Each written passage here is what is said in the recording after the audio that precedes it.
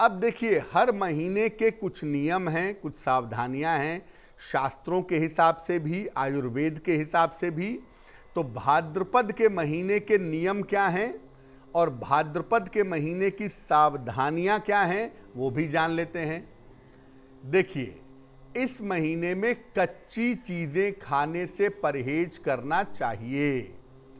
कच्चा सलाद आदि मत खाएं। इस महीने में बरसात होती रहती है, बैक्टीरिया का इन्फेक्शन हो सकता है, तो जहां तक संभव हो कच्ची चीजें खाने से परहेज करें। भाद्रपद के महीने में दही का प्रयोग करना पूर्ण रूप से वर्जित है। इस महीने में दही का प्रयोग ना करें। इस महीने में रक्तचाप बढ़ने की संभावना रहती है। ज्यादातर लोग जो ब्लड प्रेशर के मरीज हैं, उनका ब्लड प्रेशर फ्लक्चुएट करता है, ऊपर नीचे होता है, या सामान्य लोगों का भी बीपी इस महीने में बढ़ सकता है। इसका ध्यान भी इस महीने में रखना चाहिए।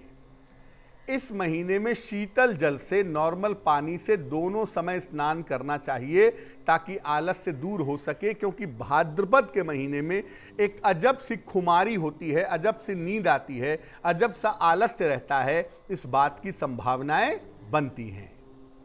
भगवान कृष्ण को इस महीने में तुलसी दल अर्पित जरूर करना चाहिए, 2 पत्ते तुलसी के, लेकिन इसे वैसे ही मत खाएं। इसको चाय में या दूध में उबाल करके अगर आप पिएं तो आपके लिए बहुत अच्छा रहेगा।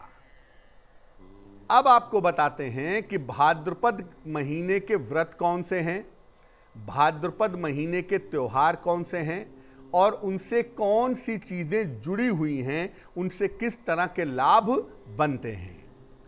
देखिए, इस महीने में गणेश चतुर्थी और गणेश महोत्सव का पर्व आता है, यानी बड़ी धूमधाम से हमारे देश में गणेश महोत्सव का पर्व मनाया जाता है लगभग 10 दिनों तक। इसी महीने में भगवान कृष्ण की जन्माष्टमी आती है, भगवान कृष्ण का जन्मोत्सव होता है। बलराम जी का और राधा का जन्मोत्सव भी इसी महीने में मनाया जाता है। इस महीने में महिलाओं के सौभाग्य का पर्व हरितालिका तीज भी आता है। इस महीने में आप हरितालिका तीज का पर्व भी मना सकते हैं। और इसी महीने में अनंत पुण्य प्राप्त करने का पर्व भी आता है, जिसको अनंत चतुर्दशी कहते हैं या अनंता कहते हैं। अनंत पुण्य प्राप्त करने का जो पर्व है, अनंत चतुर्दशी या अनंता, वो भी इस महीने में मनाई जाती है।